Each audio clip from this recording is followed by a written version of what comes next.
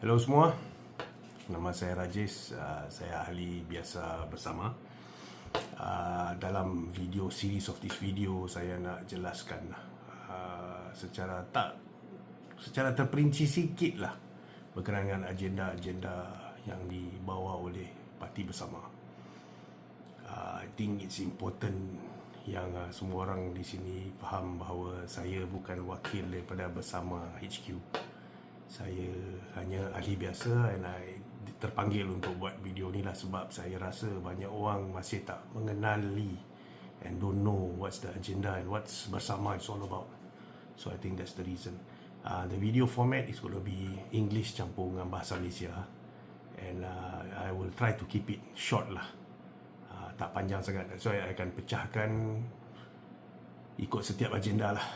Anyhow, here we goes. I hope you guys understand. If there's any comments, please put it forward.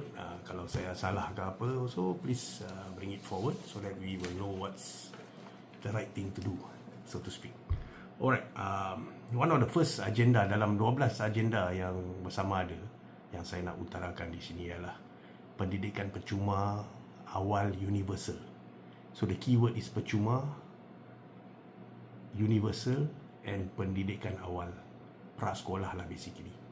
So basically the plan ialah untuk anak-anak yang berumur 4 tahun dan 5 tahun dimasukkan dalam stream sekolah kebangsaan di Malaysia lah, tak kisahlah, including SJKC, including SJKT, untuk benefit yang saya akan keutarakan sebentar nantilah.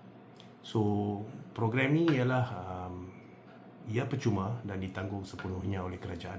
Sekiranya kerajaan sekarang memulakannya atau Bersama terpaksa menang GE untuk memulakan benda ni lah. So anyway, banyak orang akan tanya macam mana kita nak lakukan benda ni semua. It's like very big issue yang susah nak dibuat. Sebenarnya tak susah untuk saya lah. Firasat saya senang saja. Kita gunakan sekolah-sekolah yang berada sekarang di seluruh Malaysia untuk memulakan program ni. So kalau sekolah-sekolah yang kecil yang tiada tempat, contohnya dia cukup-cukup saja untuk darjah 1 ke darjah 6. It's very simple. I think we can break it into macam sekolah menengah. Kita boleh letakkan dalam 2 sesi for standard 1 sampai standard 6. Untuk prasekolah ni